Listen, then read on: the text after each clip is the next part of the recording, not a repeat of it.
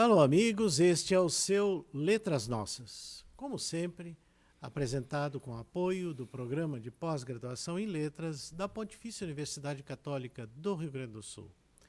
Um programa dedicado à cultura e à literatura do nosso estado e do nosso país. Trazemos para o programa de hoje o escritor Celito de Grande. Muito obrigado, Celito, por estar aqui no programa. Vamos conversar por um assunto muito interessante. O escritor, então, Celito de Grande, para falar sobre o livro Caso Kliman, a história de uma tragédia. A história de uma tragédia. Que tragédia é essa? Para as novas gerações. Celito de Grande, por favor. Meu caro professor Assis Brasil, antes de tudo, o meu agradecimento por essa oportunidade de falar aos telespectadores desta tão carinhosa emissora e especialmente no teu programa. Realmente é uma satisfação grande para mim estar aqui contigo.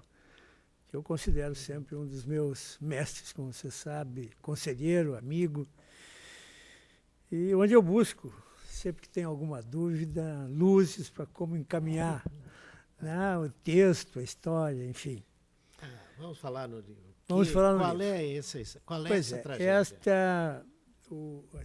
é uma das tragédias que marcaram a história político, social, econômica e especialmente policial do Estado. Né?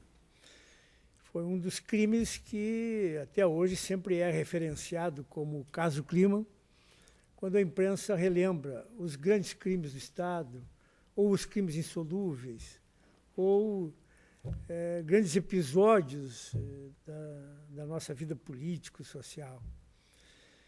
E tudo começou em 1962, mais especificamente em junho de 1962. Eu era um jovem repórter naquela época, eu havia ingressado há muito pouco tempo no Diário de Notícias, sequer fazia um ano, quando ocorreu o assassinato da morte de Margit Kliman.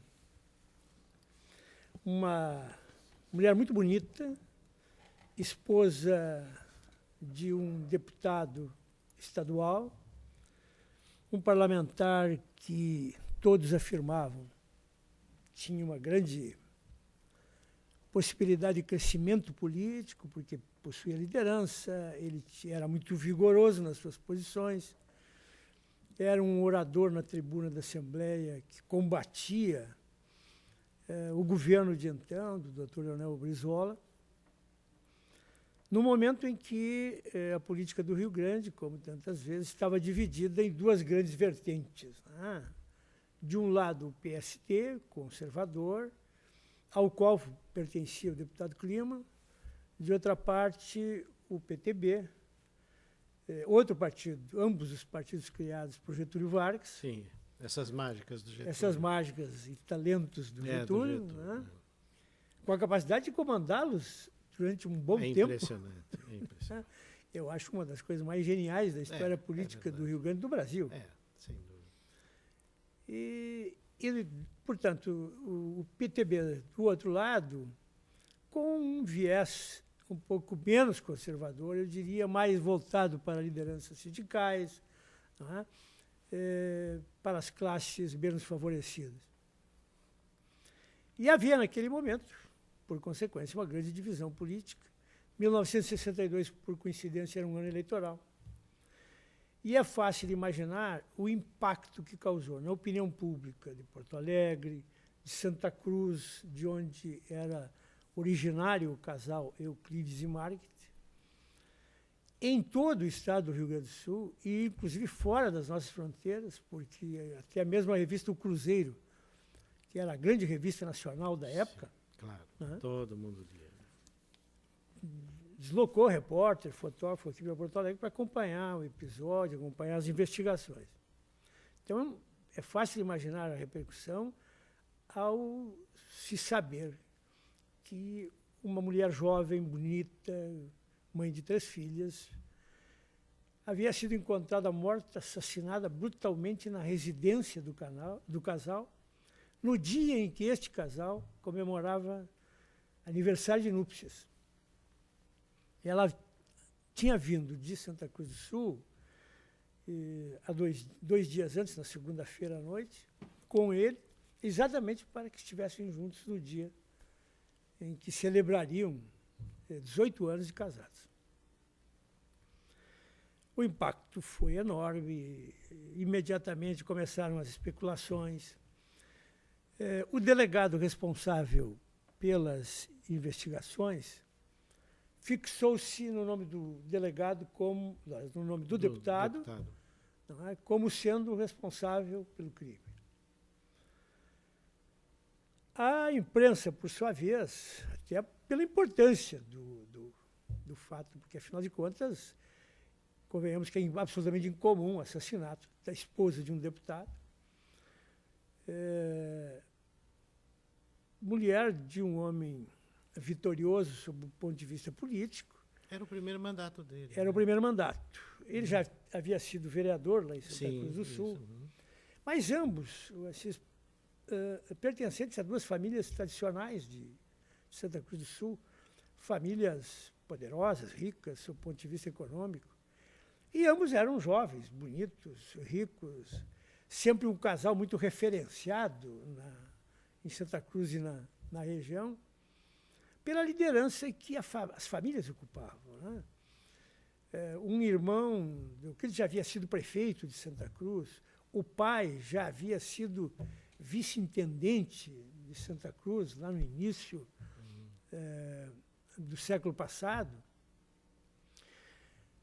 Pois a imprensa, naturalmente, deu um grande destaque. Aí surge uma segunda questão muito importante nesse episódio todo, nessa tragédia toda, que foi a participação da imprensa, ou pelo menos de uma parte da imprensa, que explorou esse episódio sob todos os ângulos possíveis e imagináveis, com uma boa quantidade de ficção. Né? Nós tínhamos, por exemplo, o Sérgio Jockmann, que era o redator principal da Última Hora, e que recebia informações dos repórteres da área policial sobre esse fato, e em cima dele ficcionava. Ele mesmo testemunhou. E ele era um excelente ficcionista. Sim, justamente. E ele testemunha isso. E ele testemunha também que o jornal vendia como água. Porque a ânsia por informações sobre o episódio por parte da opinião pública também era alguma coisa fantástica. Era um assunto de todas as rodas, de todas as camadas sociais, porque não se tratava de um crime comum. Ainda mais com a suspeição sobre o deputado, ainda mais considerando que era um ano eleitoral. Sim, ainda mais que começaram a surgir imediatamente personagens estranhos, alguns criados pela imprensa, outros verdadeiros, mas com uma série de elementos que tornavam aquilo um folhetim diário. Né? Não era como se fosse... E a Última Hora era assim, forte em cima da coisa, era um jornal, digamos, que tinha um outro tipo digamos assim, de modo de agir, né? Diferente do Correio do Povo, sim. Diário de Notícias, nem tem dúvida. E a Última Hora tinha interesse político também, porque ela, sabidamente, foi o jornal que Samuel Weiner criou, né? A pedido de Getúlio Vargas e a pedido dos líderes do PTB. Então, ele tinha uma posição política marcada. E interessava a muita gente que, claro, que o deputado fosse acusado, porque aquilo teria reflexo nas eleições. Né? E não sendo o autor do crime, sendo uma vítima do processo, seria benéfico para o seu partido. Natural. Né? Então, veja bem, não era um fato comum sob todos os ângulos pelos quais se examinar a história. Né? Isso, não sei se você perguntava, não, e isso foi num clima de acirramento. Né? Houve eleições naquele ano, o deputado Clima foi reeleito, ele até não queria, em determinado momento, mais ser candidato, porque ele tinha uma preocupação muito grande com as 3 filhas que resultaram órfãos Claro. com a morte Da da mãe. Né? Mas, afinal de contas, a gente sabe que essas coisas políticas, quando as pressões são muito fortes, acabam fazendo com que as coisas aconteçam. Ele acabou sendo candidato, acabou sendo reeleito. Justamente, sim. Sim, pode dizer. Não, é que eu queria, enquanto vai falando, eu quero mostrar um pouquinho aqui o livro para o Perfeito, pessoal em casa perfeito, vendo, tá? perfeito. Perfeito. Bem,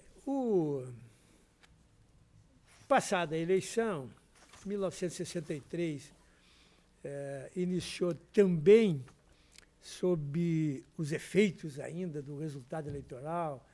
Os debates na Assembleia Legislativa eram muito contundentes, né?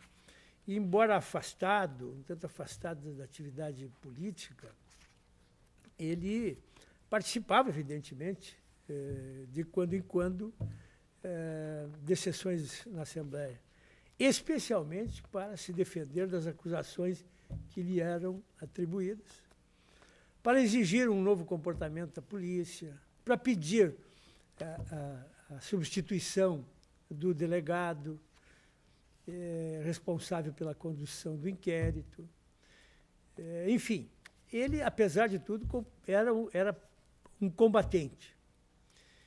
E ele tinha, em Santa Cruz do Sul, a sua grande base eleitoral.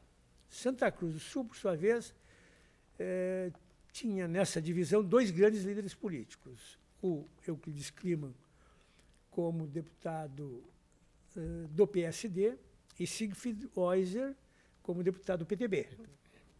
Então, eram as grandes lideranças locais.